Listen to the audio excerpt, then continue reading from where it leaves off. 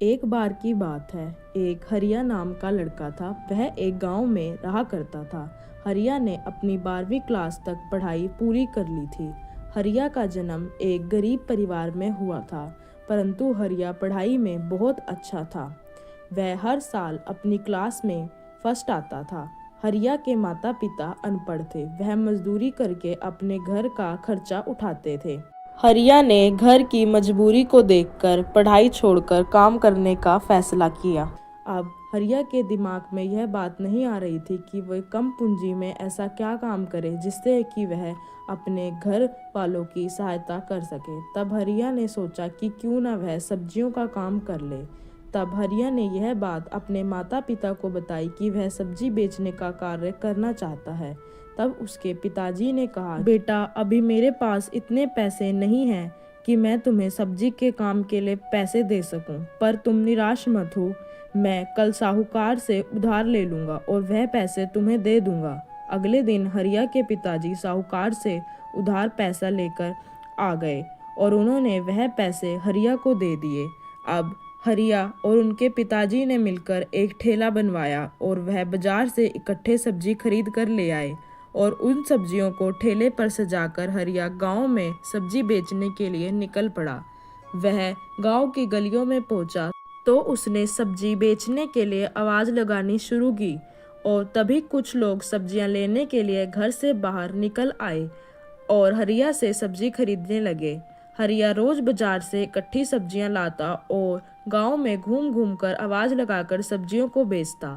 अब हरिया की कुछ कमाई होनी शुरू हो गई और कमाई के साथ साथ उसे कभी कभी नुकसान भी उठाना पड़ता और यह कार्य में हरिया बहुत मेहनत कर रहा था। वह कड़ी धूप में घूम घूम कर सब्जियों को बेचता और कई बार तो सब्जियां धूप की वजह से सूख भी जाती और कुछ सब्जियां खराब भी हो जाती और वह सब्जियां फिर बिकती भी नहीं, जिसकी वजह से हरिया को नुकसान उठाना पड़ता। अब हरिया मन ही मन यह सोचने लगा कि क्यों ना कोई ऐसा कार्य शुरू करूं जिससे मुझे गली गली घूमना भी ना पड़े और जैसा नुकसान मैं सब्जियों के काम में उठा रहा हूं ऐसा नुकसान भी ना सहना पड़े।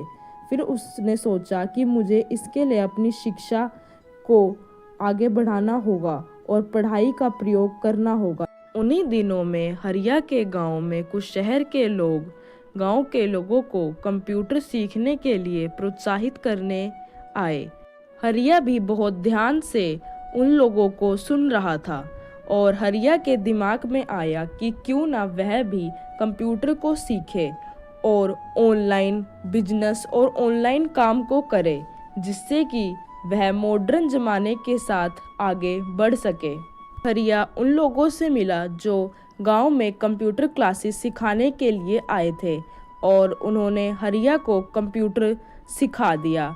अब हरिया ने यह सोचा कि वह कंप्यूटर खरीद ले। फिर उसने एक पुराना कंप्यूटर खरीदा और गांव में कंप्यूटर से छोटे छोटे कार्य करने लगा, जैसे कि बिल भरना, टिकट बुक करना और अन्य छोटे मोटे कार्य जो कि लोग शहर में कराने जाते थे। अब हरिया गांव में कंप्यूटर से करने लगा। अब उसे घर बैठे बैठे ही ऑनलाइन ऑर्डर मिलने लगे और उसकी अच्छी कमाई होने लगी और उसने सारा साहूकार का ऋण भी चुका दिया।